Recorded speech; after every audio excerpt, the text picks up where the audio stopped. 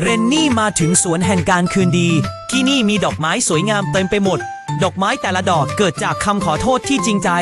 เรนนี่พบกับภูโตน้อยปุยป่องกำลังดูแลดอกไม้อยู่ปุยป่องยิ้มอย่างมีความสุขท่ามกลางดอกไม้หลากสี